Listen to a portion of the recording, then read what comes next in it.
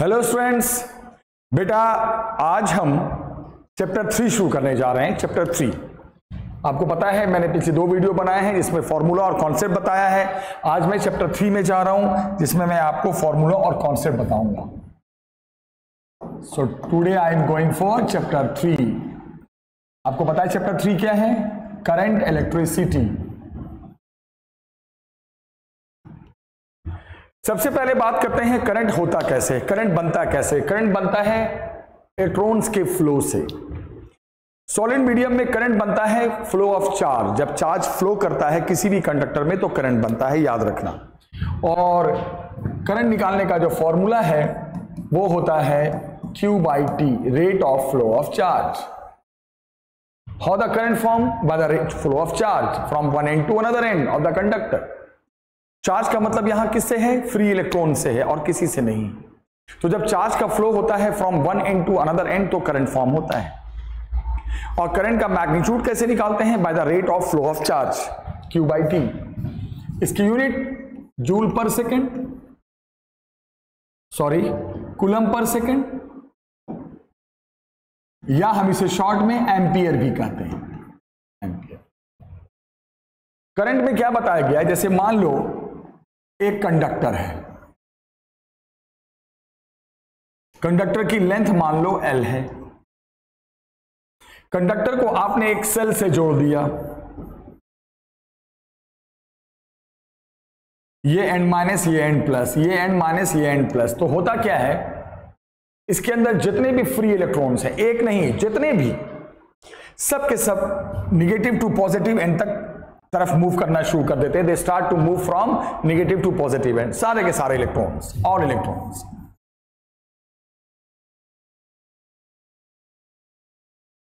और जितने एक इलेक्ट्रॉन मैंने शो किया ऐसे ऐसे तो बहुत सारे इलेक्ट्रॉन्स होंगे। जितने भी इलेक्ट्रॉन्स होंगे सब की वेलोसिटी का एक एवरेज वेलोसिटी होता है जिसे हम ड्रिफ्ट वेलोसिटी कहते हैं।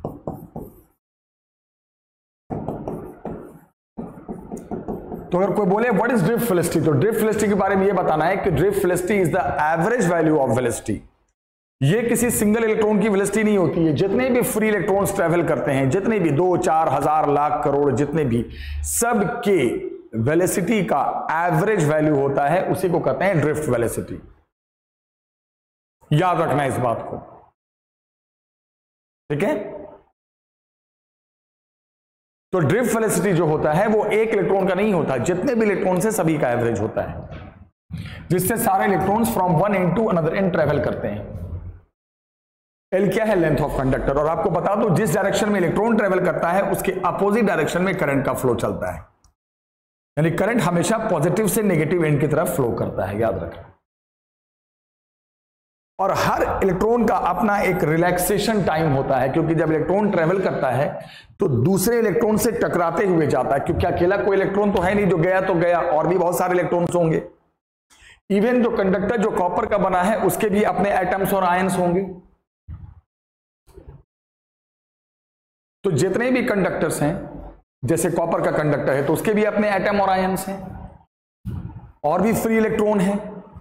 तो ये सबसे टकराते टकराते जाएगा। कोई ऐसा नहीं है कि अकेले गया तो गया, सबसे टकराएगा और जाएगा, टकराएगा। तो हर इलेक्ट्रॉन को थोड़ा सा फ्री टाइम मिलता है चलने का, उसे कहते हैं रिलैक्सेशन टाइम, जिसमें कोई भी इलेक्ट्रॉन फ्रीली चल पाता है विदाउट एनी कॉलिजन। किसके साथ कॉलिजन? दूसरे इलेक्ट्रॉन के साथ। किसके साथ कॉलिजन? कंडक्टर के जो एटम्स और आयंस होते हैं। तो उससे टकरा टकरा के बढ़ता है, कोलाइड होते होते बढ़ता है, ऐसे नहीं बढ़ता। तो जितने भी इलेक्ट्रॉन है सबका अपना अपना रिलैक्सेशन टाइम होता है, तो उनका एवरेज ले लिया गया है। इसे कहते हैं average relaxation time of all free electrons. तो कहा यह गया कि अब जो इलेक्ट्रॉन जिस वेलोसिटी से चलते हैं उनकी जो एवरेज वैल्यू होती है उसे ड्रिफ्ट वेलोसिटी कहते हैं, जिससे electron from one end to negative to positive end जाते हैं, और करंट हमेशा अपोजिट डायरेक्शन में हाई से प्लस से माइनस की तरफ जाता है। और इस ड्रिफ्ट वेलोसिटी का फॉर्मूला याद रखना, E τ/m। E क्या है आपको अच्छे से पता है। जब एक एंड पॉजिटिव हो जाएगा, एक एंड नेगेटिव हो जाएगा, तो इलेक्ट्रॉन कंडक्टर के अंदर एक इलेक्ट्रिक फील्ड सेटअप हो जाएगी। कहां से कहां? प्लस से माइनस की तरफ। उसी को कहते हैं E for what? Electric field. That E is what, electric field. इसको कहते हैं इलेक्ट्रिक फील्ड। किसका electric field? Inside the conductor, conductor के अंदर। याद रखना इस बात को।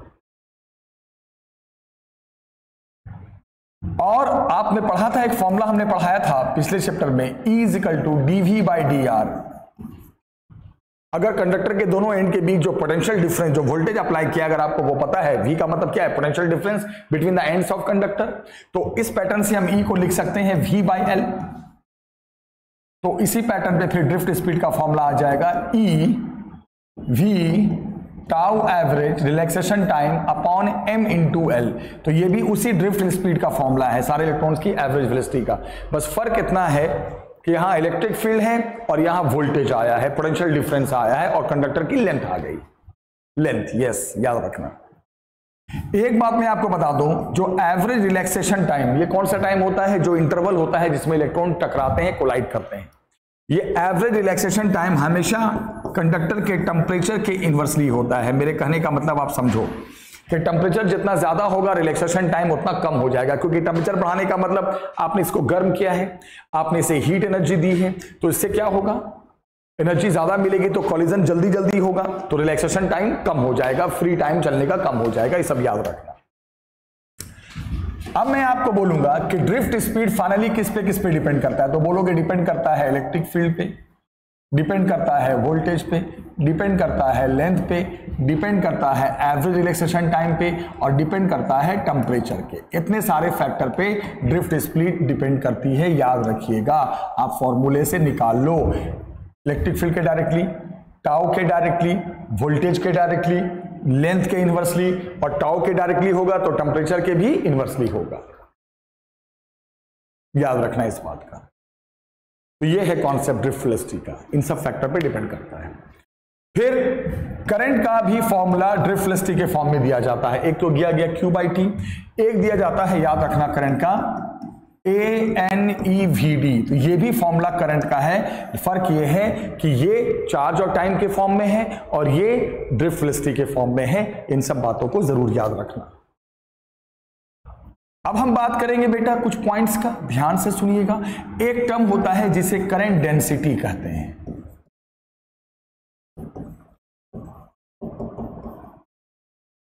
अब जैसे मान लो कहा कंडक्टर की लेंथ बढ़ा दी मैंने, तो करंट पे क्या फर्क पड़ेगा? तो लेंथ बढ़ाओगे तो ड्रिफ्ट स्पीड कम हो जाएगी, तो करंट भी कम हो जाएगा। सवाल आ सकते हैं किसी फैक्टर पे। करंट डेंसिटी का मतलब होता है current flowing per unit area, जो करंट फ्लो करता है per unit cross section area में कंडक्टर के, सिर्फ यूनिट एरिया में, उसको कहते हैं करंट डेंसिटी। यूनिट इसकी क्या हो जाएगी बेटा? Ampere per metre square. और अगर I की जगह पे ANEVD रख लो तो A कट जाएगा, क्या बन जाएगा? NEVD। इसे कहते हैं करंट डेंसिटी।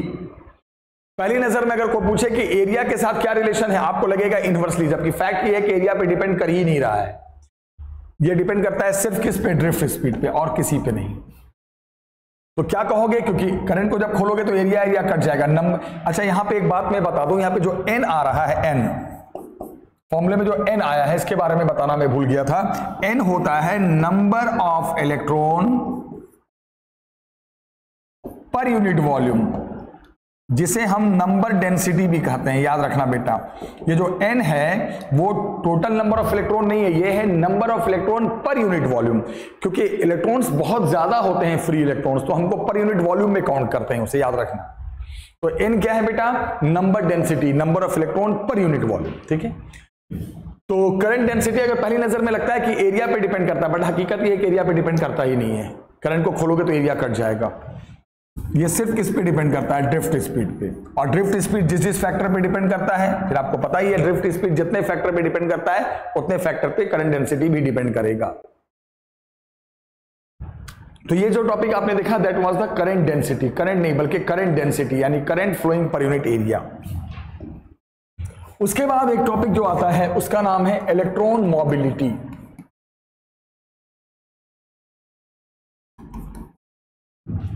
जिसे हम म्यू से इंडिकेट करते हैं।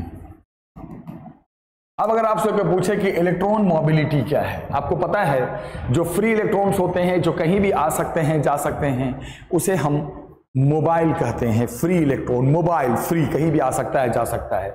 तो ये चेक करता है कि कोई भी इलेक्ट्रॉन कितना ज्यादा फ्री है, कितना फ्रीली चल सकता है, यानी किसका रिलैक्सेशन टाइम कितना ज्यादा है, तो इसे इलेक्ट्रॉन मोबिलिटी कहते हैं। और ये चेक करने का फॉर्मूला होता है ड्रिफ्ट स्पीड, एवरेज जो स्पीड इलेक्ट्रॉन की है, और अपॉन वहां की इलेक्ट्रिक फील्ड,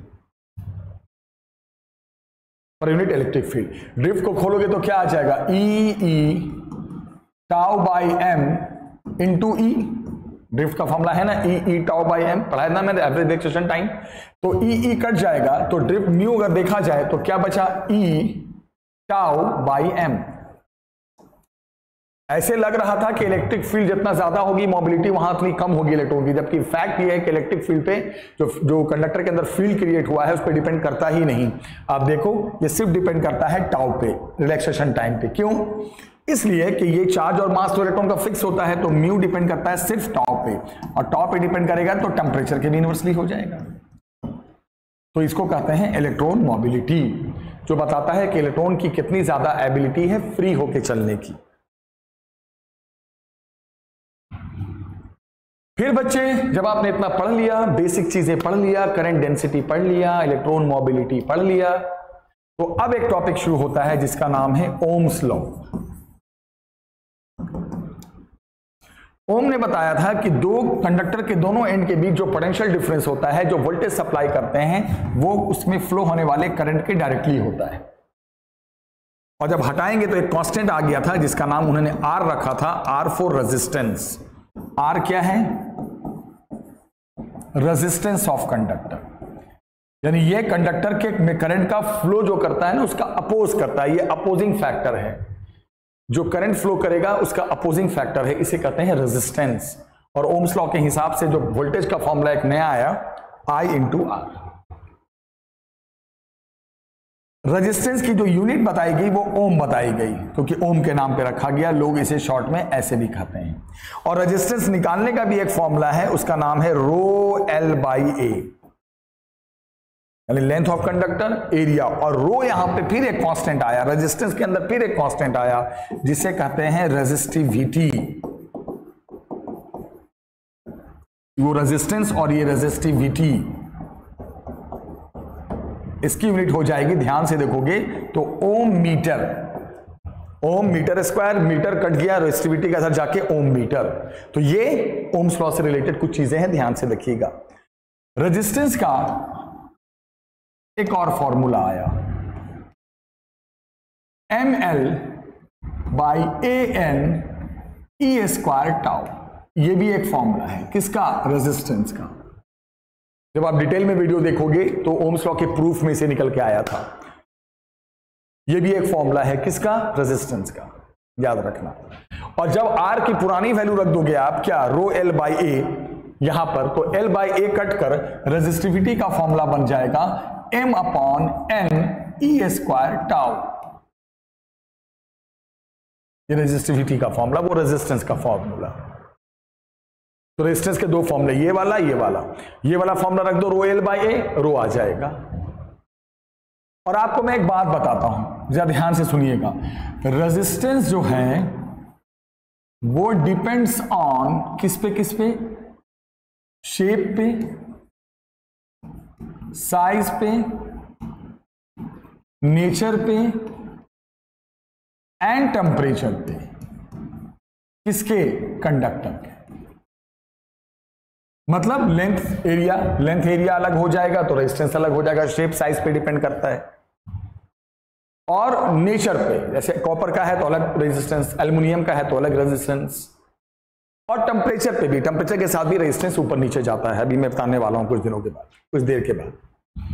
लेकिन जो रेजिस्टिविटी है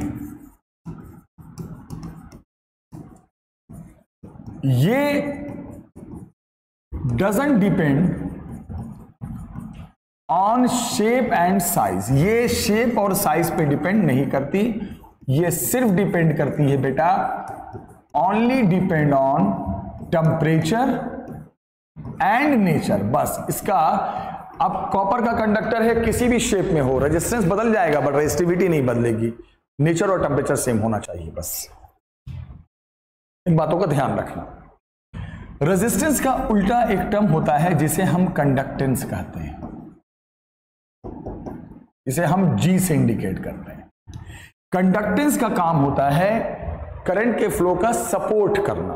तो कंडक्टेंस का जो फॉर्मूला होगा वो रेजिस्टेंस के, आपने जितने भी फॉर्मूले जाने हैं, 2 फॉर्मूले जाने हैं ना, एक ये वाला और ये वाला, इसको पलट दो तो ये कंडक्टेंस बन जाता है कंडक्टर का। तो यूनिट भी पलट दो, यूनिट भी पलटना पड़ेगा बेटा कंडक्टेंस का, पर ओम हो जाएगा। फिर जिस तरह रेजिस्टिविटी होती है उसी तरह एक कंडक्टर के पास कंडक्टिविटी भी होती है, जिसे हम किससे, उसे हमने रो से किया था, इसे हम सिग्मा से करते हैं, याद रखना किससे करते हैं, सिग्मा से। और ये उल्टा होता है किसका, रेजिस्टिविटी का। रेजिस्टेंस का उल्टा कंडक्टेंस, रेजिस्टिविटी का उल्टा कंडक्टिविटी। तो इसका जो फॉर्मूला होगा, जो रेजिस्टिविटी का फॉर्मूला आपने निकाला था 2 मिनट पहले, इसको पलट दो, उलट दो, और कुछ नहीं, उलट सकते हो।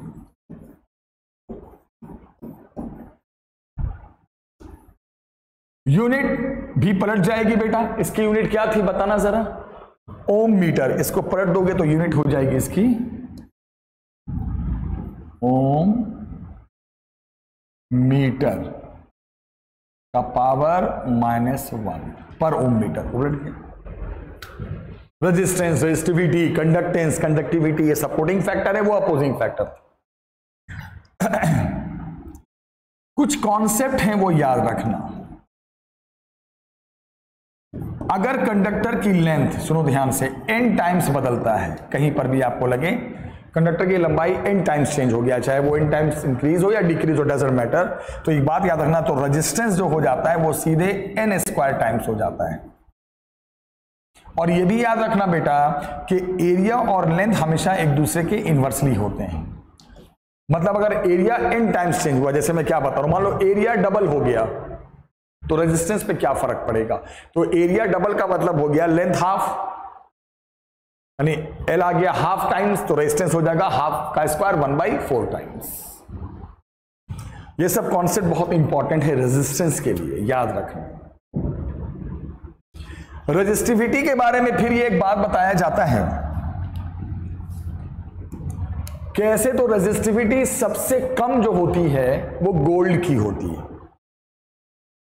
लेकिन प्रैक्टिकली गोल्ड का वायर बनाना बड़ा महंगा पड़ता है, तो सिल्वर की भी कम होती है, लेकिन वो भी महंगा पड़ता है, तो हम लास्ट में कॉपर की वायर लेते हैं। कॉपर के वायर भी बहुत महंगे पड़ते हैं, कॉपर के वायर भी बहुत महंगे पड़ते हैं, लेकिन उससे अच्छा कंडक्टिविटी और कम रेजिस्टिविटी, एक अच्छा वायर कौन होता है बेटा, जिसकी रेजिस्टिविटी कम, कंडक्टिविटी ज्यादा हो। तो उसके लिए सबसे अच्छा जो कंडक्टर होता है वो गोल्ड का होता है, लेकिन महंगे होते हैं। गोल्ड की तारें लगाएंगे सारे वायरें मोहल्ले से साफ हो जाएंगे। सिल्वर भी यूज नहीं कर सकते, वो भी महंगा है, तो फिर ऑप्शन फिर कॉपर आता है। कॉपर इज गुड कंडक्टर, तो कॉपर की वायर, तो कॉपर की वायरें भी चोरी हो जाती हैं। हमारे इंस्टीट्यूट से बाहर कॉपर की वायरें गायब हो जाती हैं हर 2 महीने पे, क्या करें। चोर के लिए कॉपर भी बहुत महंगी चीज है, लेकिन फिर भी लोग कॉपर का यूज करते हैं। क्यों? क्योंकि कंडक्टिविटी अच्छी, याद रखनी है। तो कंडक्टिविटी के मामले में कॉपर का कंडक्टिविटी बहुत अच्छा है। और रेजिस्टेंस किस वायर का हाई होता है, तो उसमें बहुत सारे ऑप्शन हैं, नाइक्रोम है, मैंगनीन है, इनका यूज इस्तेमाल होता है जब रेजिस्टेंस हाई चाहिए। अब यहां बेटा जब आपने ये सब चीज, बेसिक चीज समझ लिया है, सभी सब समझ गए हो, तो उसके बाद एक टॉपिक है हीटिंग इफेक्ट। ध्यान से पढ़ना, हीटिंग इफेक्ट।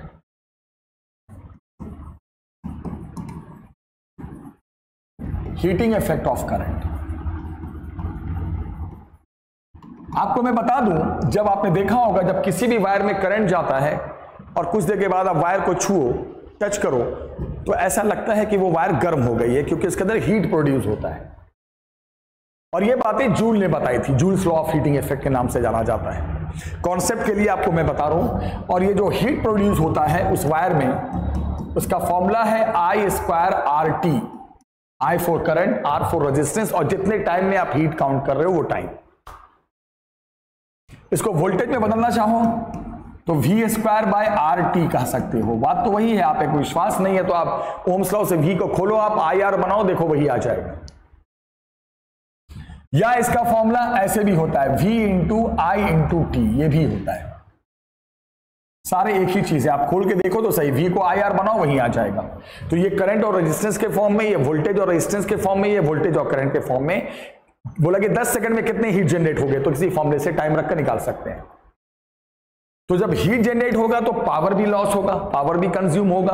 तो पावर का फॉर्मूला क्या होगा, पावर जानते हो क्या होता है, energy upon time, heat upon energy. Energy तो है, सबसे टाइम उड़ा दो, टाइम गायब कर दो, पावर का फॉर्मूला बन जाएगा I square R V square by R, V into आई।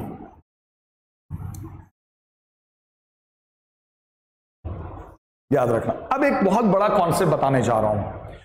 यहां पे कॉन्सेप्ट से अगर देखोगे तो मेरे को साफ लग रहा है देखने में कि पावर जो है, जो पावर, इलेक्ट्रिक पावर जो कंज्यूम हुआ वो रेजिस्टेंस के डायरेक्टली भी है।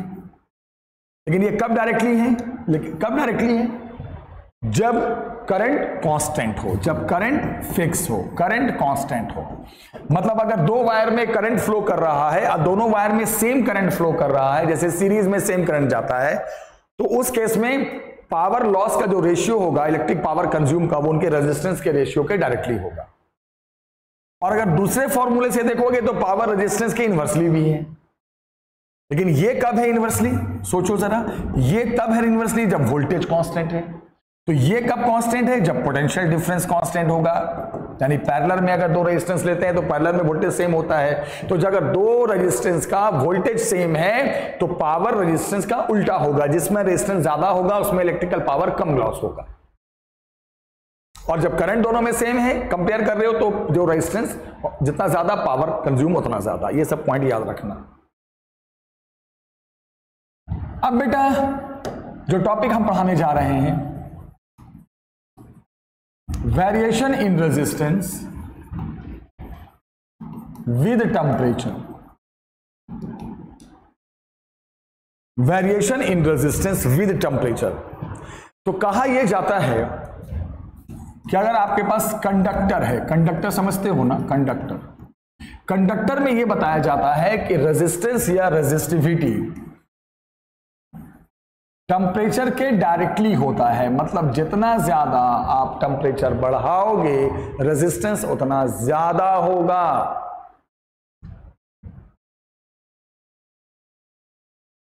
अगर कभी कभी ग्राफ बनाने आ जाता है रेजिस्टिविटी का, टेम्परेचर के साथ बनाइए, तो ग्राफ ऐसे भी जाएगा कंडक्टर के केस में और ग्राफ ऐसे भी जाएगा। मेरी डिटेल वीडियो में देखना, पूरा एक टॉपिक पढ़ाया है, मैं तो आज सिर्फ रिवीजन करा रहा हूं। ऐसे भी जाएगा। फर्क किसके लिए है, ये कॉपर वायर के लिए है, मतलब लो रेजिस्टेंस वायर के लिए। ये किसके लिए है, फॉर नाइक्रोम जैसे वायर के लिए, मतलब हाई रेजिस्टेंस के लिए। हाई रेजिस्टेंस में ऑलरेडी पहले से ही 0 डिग्री पे भी रेजिस्टिविटी शो होती है और यूनिफॉर्मली चेंज होता है। लो रेजिस्टेंस कॉपर जैसे, लो रेजिस्टेंस सिल्वर में ऐसे चेंज होता है।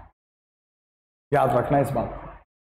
और एक बात और ध्यान से रखना कि जो रेजिस्टेंस निकालना है, मान लो टेम्परेचर बढ़ाया, रेजिस्टेंस चेंज हो गया, तो फाइनल रेजिस्टेंस का फॉर्मूला याद रखना क्या होता है, initial resistance 1 plus alpha bracket में final temperature minus initial temperature.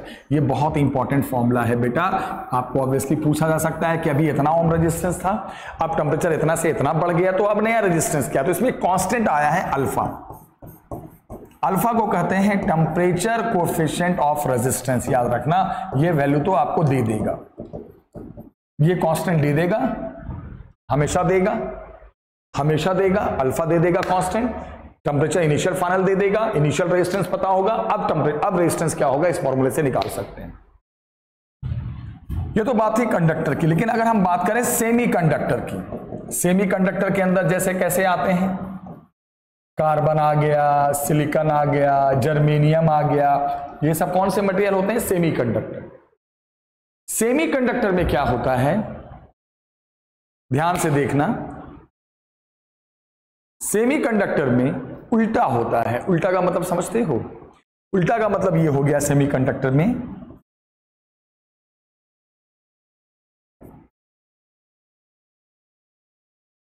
मतलब टेम्परेचर बढ़ाएंगे तो रेजिस्टेंस कम होगा।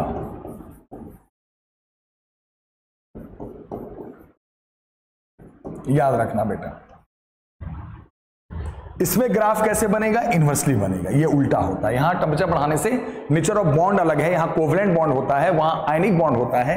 वहां टेम्परेचर बढ़ाने से और बॉन्ड बनते हैं, फ्री इलेक्ट्रॉन्स कम होते हैं, रेजिस्टेंस बढ़ जाता है। यहां सेमीकंडक्टर में कैसा बॉन्ड होता है, कोवलेंट बॉन्ड, और कोवलेंट बॉन्ड बनने से क्या होता है, उल्टा होता है। कोवलेंट बॉन्ड बनने से टेम्परेचर बढ़ाने से बॉन्ड टूटते हैं, इससे फ्री इलेक्ट्रॉन बढ़ते हैं, कंडक्टिविटी बढ़ती है, रेजिस्टेंस डाउन होता है। और याद रखना यहां अल्फा की वैल्यू नेगेटिव होती है, इसको भी याद रखना, सेमीकंडक्टर में अल्फा की वैल्यू जो कांस्टेंट है वो नेगेटिव होता है। तो ये था टेम्परेचर के साथ वेरिएशन, ये था हीटिंग इफेक्ट। सब पॉइंट क्लियर कर लो। अब जब आपने इतना पढ़ लिया है, हीटिंग इफेक्ट पढ़ लिया, टेम्परेचर साथ वेरिएशन पढ़ लिया, सब कुछ तो पढ़ ही लिया आपने। अब हम बात करते हैं, ध्यान से सुनना, ग्रुपिंग ऑफ रेजिस्टेंस। जिस तरह आपने ग्रुपिंग ऑफ कैपेसिटेंस पढ़ा था, उसी तरह आप ग्रुपिंग ऑफ रेजिस्टेंस पढ़ो। ग्रुपिंग ऑफ रेजिस्टेंस में क्या बताया गया, मान लो आपके पास बहुत सारे रेजिस्टर हैं और वो सीरीज में है, तो सीरीज का मतलब ये होता है, मान लो R1 register, R2 register, R3। Series का मतलब है सब में जो करंट होगा वो सेम होगा, लेकिन सबका जो वोल्टेज होगा वो अलग होगा। ये पहचान होती है सीरीज की। फ्लो होने वाला करंट जो होगा वो सब में सेम होगा। जैसे मान लो यहां करंट निकला, किससे निकला करंट, सेल से ही निकलेगा बेटा, ठीक है। और यहां पे जो इक्विवेलेंट रेजिस्टेंस निकलता है, पूरे सर्किट का एक रेजिस्टेंस निकालना है सीरीज में, तो R1 plus R2 plus R3, इसे कहते हैं कौन सा grouping, this is the series grouping, इसे कहते हैं सीरीज ग्रुपिंग। लेकिन अगर हम बात करें ग्रुपिंग में पैरेलल ग्रुपिंग, तो पैरेलल ग्रुपिंग में क्या बताया गया, मान लो ये रेजिस्टर है, मान लो ये रेजिस्टर है, मान लो ये रेजिस्टर है, ये तुम्हारा सेल है, राइट। अब इसमें क्या होता है, मान लो ये R1 है, ये R2 है, ये R3 है, ये सेल से करंट बाहर आया।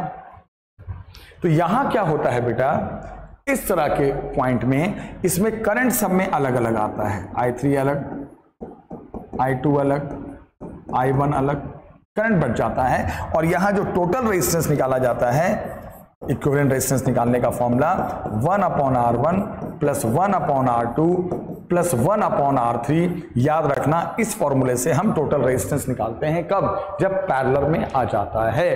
कौन आ जाता है पैरेलल में, जब बहुत सारे सेल आ जाते, सॉरी बहुत सारे रेजिस्टेंस आ जाते हैं, बहुत सारे रेजिस्टेंस आ जाते हैं। अब एक नया टॉपिक शुरू करने जा रहे हैं जिसका नाम है सेल। सेल में आप जानते हो दो टर्मिनल, इसको कहते हैं इलेक्ट्रोकेमिकल सेल, दो टर्मिनल होते हैं, एक प्लस और एक माइनस। सेल प्लस और माइनस, बीच में लिक्विड भरा होता है जिसे इलेक्ट्रोलाइट कहते हैं। और सेल का भी अपना एक रेजिस्टेंस होता है, दो तरह के रेजिस्टेंस होते हैं, एक एक्सटर्नल जो अलग से लगाया जाता है, और एक सेल का भी अपना छोटा सा रेजिस्टेंस होता है, क्योंकि करंट जब जब सेल से भी पास करेगा ना, जब जाएगा तो वापस पास करेगा सेल से, तो सेल भी एक छोटे से रेजिस्टेंस के अपोज करेगा, छोटा सा रेजिस्टेंस होता है सेल का, बहुत छोटा सा, एक्सटर्नल रेजिस्टेंस के सामने बहुत छोटी वैल्यू होती है, तो उसे कहते हैं सेल का इंटरनल रेजिस्टेंस। याद रखना, स्मॉल r का मतलब है यहाँ पे इंटरनल रेजिस्टेंस ऑफ सेल। और ये जो है डिपेंड करता है बहुत सारे फैक्टर पे, ये इलेक्ट्रोड होता है, कैथोड एंड एनोड, इसके साइज पे डिपेंड करता है, ये डिपेंड करता है इसके बीच में जो इलेक्ट्रोलाइट भरा होता है। आपको केमिस्ट्री टीचर ने पढ़ाया होगा कि क्या होता है इसमें, कैसे प्लस माइनस आता है, बीच में इलेक्ट्रोलाइट होता है, फैराडेज लॉ से डिसोसिएशन होता है, कटायन अनायन जाके इकट्ठे होते हैं, इस तरह इन पे पोलैरिटी डेवलप होती है। तो किस पे रेजिस्टेंस डिपेंड करेगा, साइज ऑफ इलेक्ट्रोड, डंडे के साइज पे, कैथोड एनोड। नंबर 2, क्या गैप है इनके बीच। नंबर 3, बीच में किस नेचर का इलेक्ट्रोलाइट भरा है। नंबर 4, इलेक्ट्रोलाइट का टेम्परेचर क्या है। इन सब फैक्टर पे डिपेंड करता है इंटरनल रेजिस्टेंस। अब सेल में दो वोल्टेज होते हैं, बहुत इंपॉर्टेंट टॉपिक है। कहा जाता है एक वोल्टेज होता है जिसे हम कहते हैं ईएमएफ ऑफ सेल। कहा जाता है कि when no current drawn from cell, that is I is equal to 0, मतलब जब आप सेल से कोई भी करंट ड्रॉ नहीं करते, सर्किट ओपन है, की ओपन है, सेल का यूज नहीं किया, कोई करंट वरंट नहीं आया, तो उस समय जो वोल्टेज होगा उसे सेल का ईएमएफ कहा जाता है। लेकिन एक बार जब वोल्टेज उससे ड्रॉ हो गया, बाहर आ गया, करंट कुछ निकल गया, तो वोल्टेज कमी हो जाएगा, ड्रॉप आ जाएगा, वोल्टेज में कमी आ जाएगी।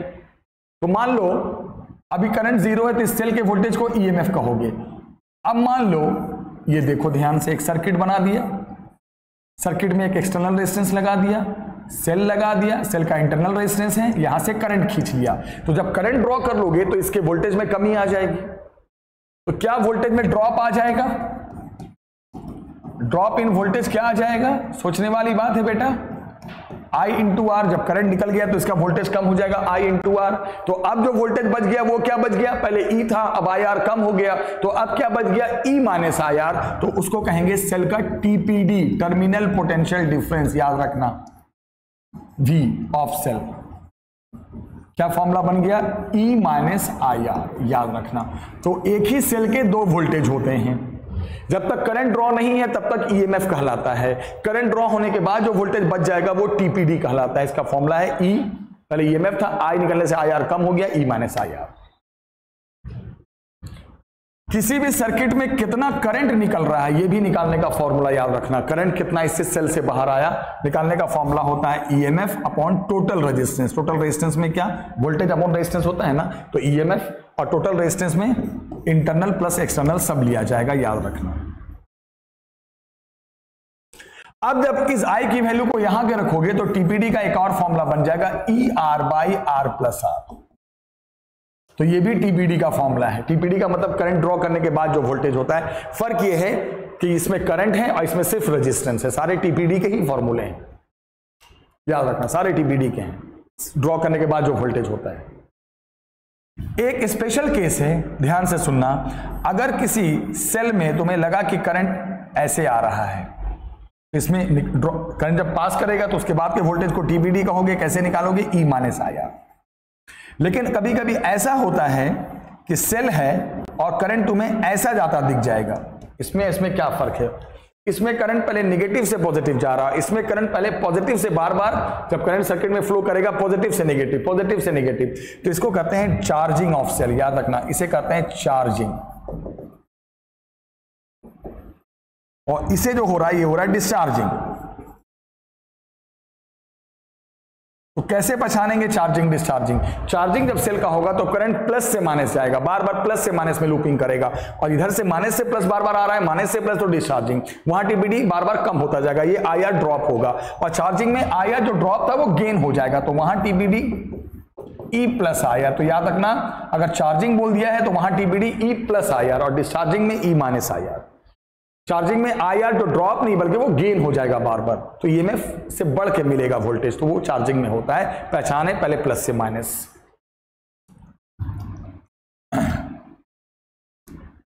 सब पॉइंट्स को याद रखना, बहुत इंपॉर्टेंट पॉइंट्स हैं, चार्जिंग एंड डिस्चार्जिंग। डिटेल में पढ़ना है तो पूरी वीडियो है, मैं तो फॉर्मूला रिवाइज करा रहा हूं एक बार। अब यहां पे हम जो बात करेंगे उसका नाम है बेटा ग्रुपिंग ऑफ सेल। सेल का ग्रुपिंग, सेल जैसे रेजिस्टेंस के ग्रुपिंग होते हैं वैसे ही सेल का भी ग्रुपिंग होता है। इसमें जो पहला ग्रुपिंग हम आपको पढ़ा रहे हैं उसका नाम है सीरीज ग्रुपिंग। तो सीरीज ग्रुपिंग में वही चीज है बेटा, बहुत सारे सेल होंगे, बहुत सारे सेल होंगे, और इसमें जो करंट होगा वो सब में सेम जाएगा, सब में सेम। मान लो पहले का ईएमएफ E1, दूसरे का E2, तीसरे का E3। तो इसमें क्या है, सब में करंट सेम जाएगा, वही सेम करंट जाएगा तो सीरीज हो गया। और यहां पे ई नेट निकालने का फॉर्मूला है E1 plus E2 plus E3 plus so add करते। जैसा पैटर्न आपने रेजिस्टेंस में देखा था वही ईएमएफ में है, याद रखना, बहुत इंपॉर्टेंट पॉइंट है।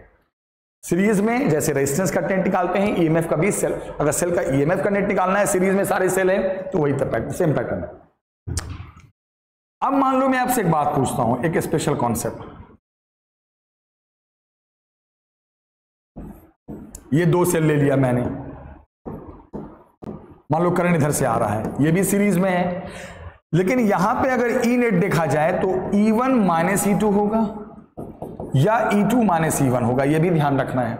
अगर कभी आपको ऐसा लगे कि सीरीज में है लेकिन देखो एक में प्लस से माइनस, एक में चार्जिंग है और एक में माइनस से प्लस, इसमें डिस्चार्जिंग है। अगर सब इसमें क्या था, सभी में एक कहानी थी, सब में माइनस से प्लस, सब में डिस्चार्जिंग, इधर से आता तो सब में चार्जिंग। अगर सीरीज में सब में एक कॉन्सेप्ट है तो प्लस करते जाओ, लेकिन सीरीज में अगर मान लो एक में चार्जिंग है दूसरे में डिस्चार्जिंग है तो वहां पे नेट प्लस करके नहीं, वहां पे नेट माइनस करके निकालेंगे।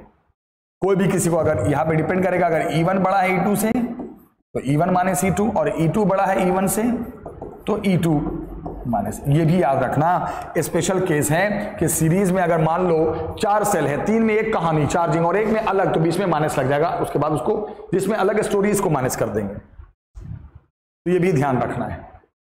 That was the series grouping.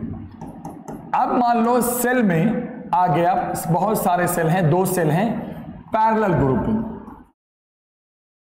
तो पैरेलल ग्रुपिंग में क्या होता है, देखो बेटा ध्यान से देखो, एक सेल, 2 ही सेल से समझो पहले आप, 2 सेल, ये E1 ये E2, ये और ये, यहां से करंट आया, इसमें करंट अलग चला गया, इसमें करंट अलग चला गया, टोटल करंट यानी करंट बढ़ गया, तो पैरेलल ग्रुपिंग। पैरेलल ग्रुपिंग में आपको मैं बता दूं, अब यहां पे पैरेलल ग्रुपिंग में कैसे निकाला जाए।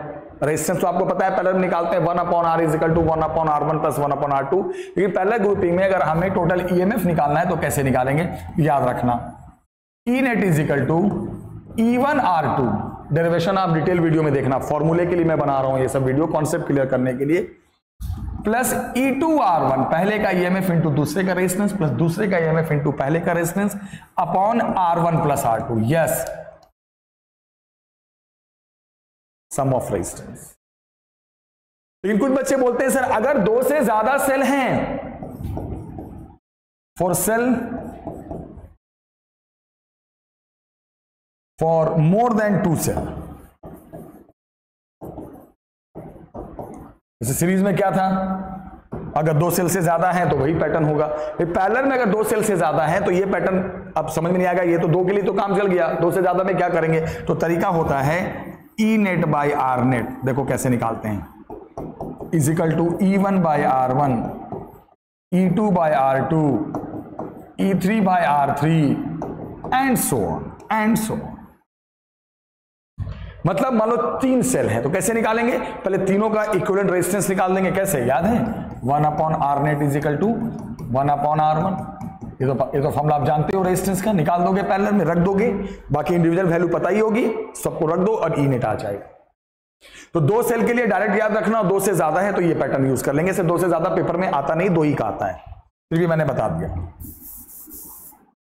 काफी अच्छे टॉपिक पढ़े आपने, मुझे लगता है सेल भी पढ़ लिया आपने, सब कुछ पढ़ते जा रहे हो आप अच्छे से। अब बड़ा फेमस टॉपिक है, आपको पता है, किरचॉफ्स लॉ। बस 5 मिनट और करवाएंगे, टॉपिक खत्म। ये वीडियो थोड़ी लंबी होती है सर, क्योंकि इसमें पूरा फॉर्मूला हम आपको देते हैं, पूरा कॉन्सेप्ट देते हैं। तो किरचॉफ्स लॉ में सबसे पहला है, इसका नाम है किरचॉफ्स करंट लॉ, KCL। इसमें क्या बताया गया कि मान लो कहीं पे कोई जंक्शन है, जंक्शन कहते हैं जहां पे बहुत सारे वायर के एंड्स आकर मिल जाते हैं, उसे जंक्शन कहते हैं। इसे हम जंक्शन लॉ भी कहते हैं क्योंकि जंक्शन पे डिफाइन हुआ है। इसे करंट लॉ भी कहते हैं क्योंकि करंट के लिए डिफाइन हुआ है। अब मान लो यहां पर जंक्शन पे करंट इधर से I1 आया, इधर से I2 है और इधर से I3 है। तो क्या कहा किरचॉफ्स अंकल ने, किरचॉफ्स अंकल ने यह बताया कि जितना सम होता है of all current meeting at a junction is 0। सभी करंट, चाहे 3000 करंट जंक्शन पे आए जाएं, सभी का सम 0 होता है। लेकिन सम में उन्होंने एक बात बताया, साइन कन्वेंशन यूज किया कि अगर जंक्शन की तरफ आने वाले करंट को पॉजिटिव साइन मिलेंगे तो जाने वाले को नेगेटिव सेंस मिलेंगे, या आने वाले को नेगेटिव सेंस मिलेंगे तो जाने वाले को पॉजिटिव सेंस मिलेंगे, तब 0 होगा, अदरवाइज 0 नहीं होगा। तो इसका क्या मतलब हो गया, I1 plus I2 plus minus I3 लिख सकते हो इज इक्वल टू 0, क्योंकि आने वाले को मैंने पॉजिटिव साइन में लिया है तो जाने वाले को नेगेटिव में लिया। यहां से एक और क्या चीज निकल के आ गई, I1 plus I2 is equal to I3, यानी एक और चीज निकल के आया कि जंक्शन पे जितना करंट आया उतना ही जाएगा। ऐसा नहीं है कि इधर से 10 एम्पियर आया और इधर गया 8 एम्पियर, 2 एम्पियर का लॉस हो गया। करंट में कभी लॉस वॉस नहीं होता। The current entering to the junction is equal to current leaving from the junction. इससे ये पता चला कि ये कंजर्वेशन ऑफ चार्ज को बताता है। एमसीक्यू में ये भी आता है कि केसीएल किस चीज के कंजर्वेशन को साबित करता है। तो बोलोगे जितना करंट आता है जंक्शन से उतना ही जाता है इस कॉन्सेप्ट से। इसका मतलब it defines conservation of current और we can say it defines conservation of charge. ये भी है, ध्यान रखना क्या है कि current entering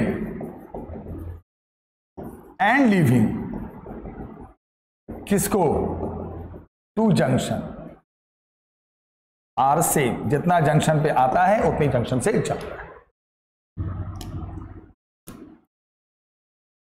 Kirchhoff's current law के बाद जो मेन लॉ है आपने सुना होगा, जिस पे सारी कहानी बेस्ड है, बड़ा सुपर से भी सुपर लॉ है, जिसका नाम है किरचॉफ्स वोल्टेज लॉ, केवीएल। बहुत बच्चे परेशान होते हैं, समझ में नहीं आता है सर, सवाल केवीएल पे ही होते हैं और केवीएल हमें समझ में नहीं आता है। बड़े अच्छे तरीके से हम समझाएंगे, जरा सुनिएगा केवीएल क्या है। केवीएल में क्या बताया था कि summation of all voltage is zero, लेकिन इन अ लूप, ये ध्यान रखना, लूप के लिए, वो जंक्शन के लिए बताया गया और ये लूप के लिए बताया गया कि एक लूप में, लूप कहते हैं क्लोज सर्किट को, एक लूप में जितने भी वोल्टेज होंगे सबका सम जीरो होगा, ये बताया उन्होंने।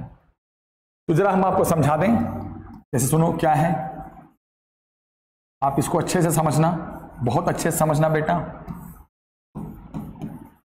देखो क्या है लूप का मतलब, मान लो ये सेल है E1, इसका इंटरनल रेजिस्टेंस R1, ये एक्सटर्नल रेजिस्टेंस R1, ये दूसरा सेल E2, इसका internal resistance R2, external resistance R2, अब बीच में एक और रेजिस्टेंस R3।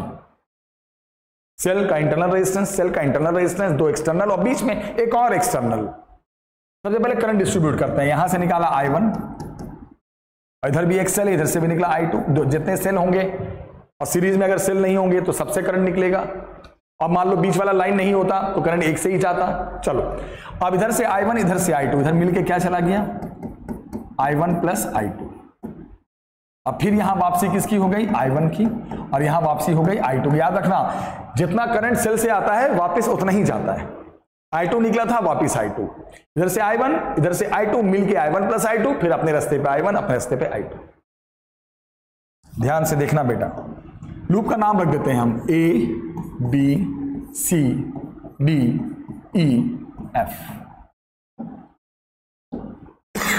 अब हम लगाते हैं KVL। KVL हमेशा किस में लगता है, लूप में लगता है। लूप का मतलब एक क्लोज सर्किट, वो आप पे छोड़ दिया, जो मन करे आप एक क्लोज सर्किट ले लो, इट डिपेंड्स ऑन यू। कोई भी एक क्लोज सर्किट ले लो, क्लोज सर्किट होना चाहिए, कहीं से चलो वहीं पहुंचो। मैं ले रहा हूं A B E F A A B E F A, F से भी ले सकते थे, F A B E, मतलब कहीं से कोई लूप बना लो। लूप का मतलब जहां से चलो वहीं खत्म होना है। अब इस लूप में जितने भी वोल्टेज मिले लिखते चलो। स्टार्ट कर रहे हैं। लूप में हमेशा दो वोल्टेज मिलते हैं, याद रखना। लूप में एक तो वोल्टेज मिलेगा IR, चाहे वो एक्सटर्नल का हो चाहे वो इंटरनल का हो, और एक मिलेगा सेल का EMF E। तो लूप में हमेशा आपको दो तरह के वोल्टेज मिलेंगे, एक एक्सटर्नल रेजिस्टेंस में करंट जाएगा तो IR, इंटरनल रेजिस्टेंस में जाएगा तो IR, और सेल का तो ऑलरेडी EMF वोल्टेज होता ही है। स्टार्ट कर रहे हैं, चलो ABEFA, चलो यहां से चलो, चलो कोई वोल्टेज नहीं मिला, पहला वोल्टेज यहां मिला IR, लिखो I1 plus I2 into R3। हमारा रास्ता क्या है, ABE, ऐसे ऐसे ऐसे ऐसे ऐसे ऐसे। चलो यहां फिर वोल्टेज मिलेगा, जहां रेजिस्टेंस करंट गया वोल्टेज बन गया। अगला वोल्टेज क्या बन गया बेटा, I1 R1। हमारा रास्ता याद रखना, हम ऐसे चल रहे हैं, रास्ता तो आपको बनाना ही पड़ेगा। फिर आगे बढ़ो, लूपिंग कर रहे हो, करो करो करो करो करो करो करो करो, फिर वोल्टेज मिला, यहां रेजिस्टेंस है, इसका भी वोल्टेज मिला, क्या मिला इसका वोल्टेज, फिर IR। लेकिन अब ये R कौन है, इंटरनल है, तो उसका भी वोल्टेज बनेगा। और सेल का तो ऑलरेडी वोल्टेज होता ही है E1, तो E1 में क्या लेंगे, माइनस। अब E माइनस में क्यों लिया, लूपिंग में ये ध्यान रखना है कि जब हम लूपिंग करते हैं तो सेल में आपको पहले कौन सा डंडा मिल रहा है, ये ध्यान रखना, EMF। ई, ये भी तो वोल्टेज है, तो उसमें देखना पड़ता है कि हम जो लूपिंग कर रहे हैं उसमें पहले हमें कौन सा मिला टर्मिनल, नेगेटिव मिला या पॉजिटिव। हमारे लूपिंग में पहले मुझे नेगेटिव मिला तो इसलिए माइनस लेना है, पहले प्लस डंडा मिल जाता तो प्लस, और टोटल वोल्टेज खत्म, और तो कोई वोल्टेज है नहीं, पहुंच गए, और इनका सम जो होगा वो 0 होगा। यही है केवीएल। केवीएल में क्या होता है, लूप में लगता है, इसे लूप रूल भी कहते हैं। और ये भी याद रखना, ये कंजर्वेशन ऑफ एनर्जी को शो करता है, वो conservation of charge, current, KCL, ये कंजर्वेशन ऑफ एनर्जी। क्यों? क्योंकि voltage is the form of work done, work done 0 का मतलब एनर्जी कंजर्व, एनर्जी ये बताता है कंजर्वेशन ऑफ एनर्जी को। बच्चों ने कहा सर क्लियर नहीं हुआ, एक और लूप ले लेते हैं और क्लियर करते हैं। इन लूप, ध्यान से देखना, चलो B C D E B, कोई भी लूप ले सकते हैं, समझाने के लिए मैं कोई भी लूप ले लूंगा, मैंने ऐसे ले लिया है, चलो भैया B C D E B, चलो मतलब इसे इस तरह से हमें लूपिंग करना है। यहां से चले चले चले चले चले चले, सेल टकराया, सेल का ईएमएफ क्या है, E2, पहले प्लस टकराया तो प्लस E2, फिर रेजिस्टेंस भी सेल का, तो IR भी वोल्टेज बनेगा, लेकिन IR यहां माइनस बनेगा। देखो IR कब माइनस होता है, हम ऐसे चल रहे थे और करंट यहां अपोजिट आ रहा था, तो यहां का जो IR लेंगे वो माइनस लेंगे। तो याद रखना IR कब माइनस होता है, जब हम जो रास्ता बनाते हैं उस रास्ते में करंट उल्टा मिल जाए तो वहां पे जो IR बनेगा वो माइनस बनेगा। और सेल में कब प्लस माइनस होता है, उसमें करंट नहीं देखा जाता, उसमें देखा जाता है कौन सा स्टिक मिला, प्लस मिला तो प्लस, माइनस मिला तो माइनस। कब? अपने लूपिंग में, अपने रास्ते में। आगे बढ़ो आगे बढ़ो आगे बढ़ो आगे बढ़ो आगे बढ़ो, फिर एक रेजिस्टेंस मिला, फिर इसका वोल्टेज होगा, फिर IR होगा, और हम ऐसे चल रहे हैं, करंट देखो उल्टा यहां आ रहा है, फिर यहां IR माइनस होगा।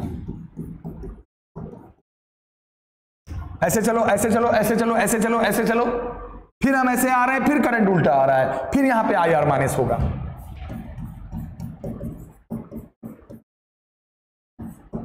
हो गया सारा वोल्टेज खत्म, इज इक्वल टू 0। तो अब आप बताओ ये कब प्लस माइनस होता है, अगर अपना हमने जो लूपिंग किया है, हमने जो अपना रास्ता बनाया है उसी रास्ते में करंट है, तो वहां पे IR प्लस लेंगे, और हम जिस लूपिंग कर रहे हैं वहां पे रेजिस्टेंस के पास पहुंचे तो करंट उल्टा मिल गया, तो वहां IR माइनस लेंगे।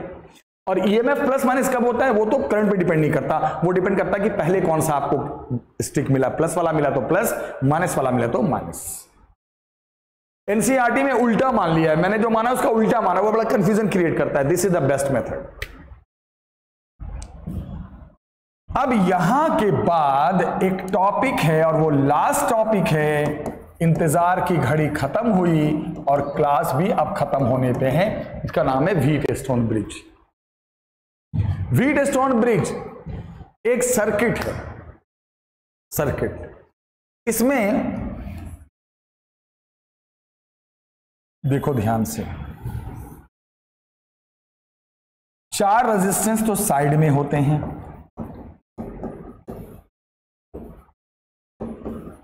और बीच में एक 5वां रेजिस्टर होता है। कई बार इसे बीच में लोग गैल्वेनोमीटर भी लगा देते हैं, करंट मेजरिंग डिवाइस। मेरे कहने का मतलब है मोटा मोटी समझो कि 5 रेजिस्टेंस से बना सर्किट व्हीटस्टोन होता है, लेकिन पांचों कैसे होने चाहिए, साइड में 4 होने चाहिए और बीच में 5वां होना चाहिए। ये अब मान लो यहां से करंट आया, करंट यहां भी गया, करंट यहां भी गया, करंट यहां भी गया, करंट यहां भी गया, करंट यहां भी गया, फिर वापस आ गया, तो इसे कहेंगे नॉर्मल व्हीटस्टोन ब्रिज। क्या कहेंगे इसे? Normal Wheatstone bridge. करंट सब में गया, नॉर्मल। लेकिन मान लो, सुनो ध्यान से, अगर करंट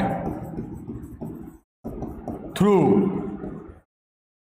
R5 समझते हो, मतलब ये बीच वाले रेजिस्टेंस पे करंट जाए ना, ऐसा हो जाए, यहां से जाए ऐसे निकल जाए, यहां से जाए ऐसे निकल जाए, इसका मामला ही खत्म हो जाए, तब इसे कहते हैं then called balance Wheatstone bridge. याद रखना।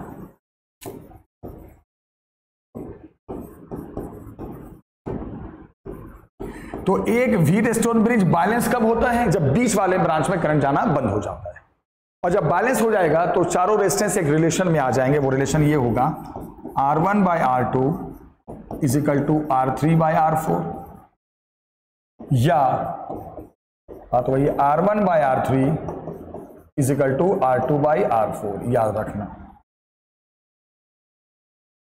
तो जब बैलेंस हो जाता है तो एक रिलेशन बन जाता है, साइड साइड वाले रेजिस्टेंस का रेशियो सेम हो जाता है, इधर इधर इधर इधर, या सामने सामने वाले का रेशियो सेम हो जाता है, तो समझ जाना कि बीच में करंट जाना बंद। अगर मान लो चेक करना है कि बैलेंस है या नहीं है, तो रेशियो चेक कर लेना, या तो सामने सामने का सेम होना चाहिए या साइड साइड का सेम होना चाहिए। तो अगले स्टेप में इसको हटा दे रहा है, इसका रोल खत्म हो गया, तो ये व्हीटस्टोन बैलेंस बन जाता है। व्हीटस्टोन के दो इनडायरेक्ट स्ट्रक्चर होते हैं, देखो ध्यान से, कभी कभी ऐसा भी स्ट्रक्चर दे देगा, देखना।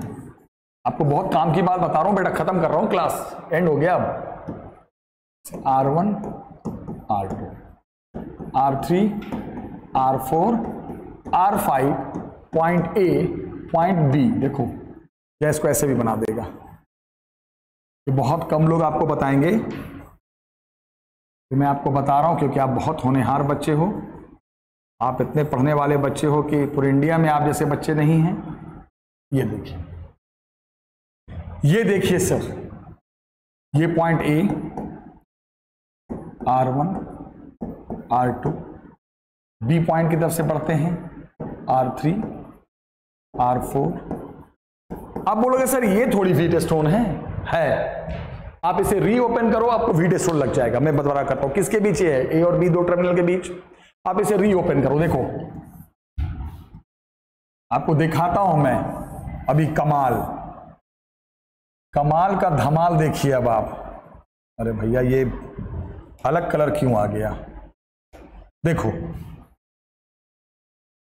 देखो और देखो, सिर्फ देखो, ये मैंने A और B के बीच सर्किट को रीओपन कर दिया। देखो रीओपन कर दिया मैंने, देखो ट्रिक देखो। A से ऊपर जाओ, A से ऊपर R1, A से नीचे R2, A से ऊपर R1, A से नीचे की तरफ R2। यहां भी देख लो, A से ऊपर R1, A से नीचे की तरफ R2, खुल गया, रीओपन हो गया। B साइड से आ जाओ, B साइड से ऊपर R3, नीचे R4, B साइड से ऊपर की तरफ R3, नीचे की तरफ R4। चलो R3 R4, बीच में कॉमन R5, बीच में कॉमन R5। बताइए तो सर व्हीटस्टोन ये तो होता है, चार साइड में, बीच में पांचवा। तो जब हम इसे रीओपन करेंगे ना, तो it will again same as Wheatstone. तो व्हीटस्टोन का ये भी एक स्ट्रक्चर होता है जिसे हम इनडायरेक्ट स्ट्रक्चर करते हैं। अगर A और B के बीच खोला जाए, ऊपर नीचे ऊपर नीचे ऊपर नीचे, B साइड से ऊपर नीचे ऊपर नीचे ऊपर नीचे, बीच में R5, खुलने के बाद वो भी व्हीटस्टोन बन जाएगा। सारे के सारे टॉपिक करा दिए बेटा, ओवर करंट पूरा पढ़ा दिया, बहुत अच्छे से करा दिया। मुझे लगता है कोई स्किप नहीं हुआ, ऑलमोस्ट सारे इंपॉर्टेंट टॉपिक करा दिए। मुझे उम्मीद है कि आप अगर इस वीडियो को देख लोगे, पूरा रिवीजन हो जाएगा, फॉर्मूले वगैरह सब कर लोगे। डेरिवेशन के लिए तो आपको डिटेल वाली वीडियो देखनी पड़ेगी। अब मिलते हैं नेक्स्ट वीडियो में नए टॉपिक के साथ, तब तक टेक केयर, बाय।